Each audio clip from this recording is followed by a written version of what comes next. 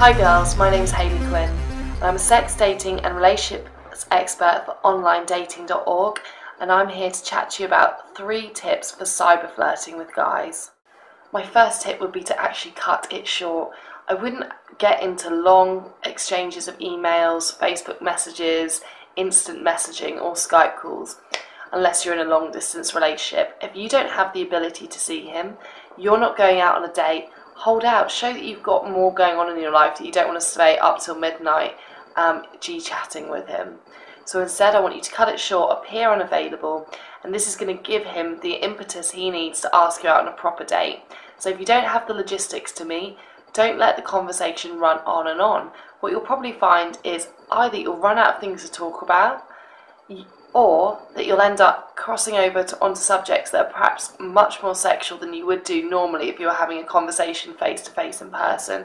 So be wary of this, be wary of the impression that you're giving across, and if you want to be girlfriends as opposed to just hooking up with him, you want to hold out and cut your conversation short.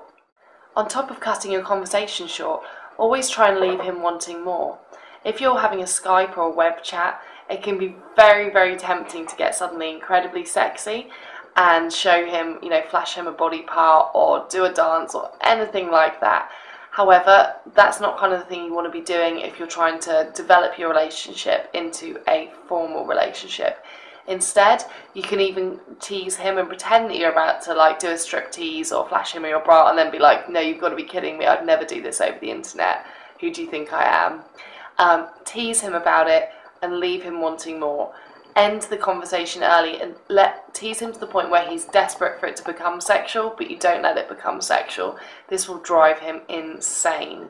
So also alongside that, I would advise only swapping pictures and video material of you with all your clothes on, at least until you're in a fully fledged relationship and you know this person, you can really trust them, as the last thing you'd want is a picture of you topless to be syndicated on your work email.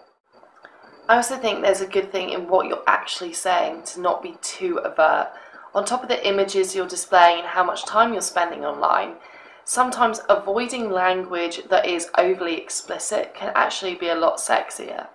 A hint to things, use full amount of ellipses, that's those ... dots.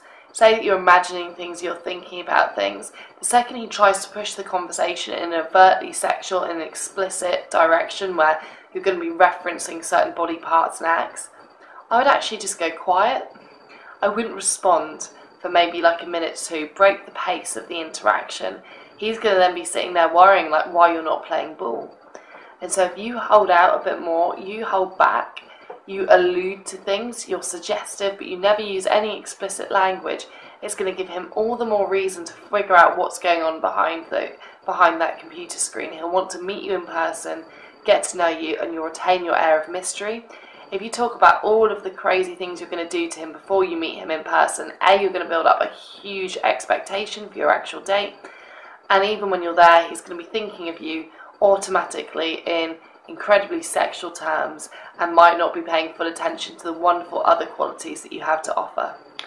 Anyway guys, or in fact girls, my name's Hayley Quinn and this has been a sex, dating and relationship advice video for onlinedating.org.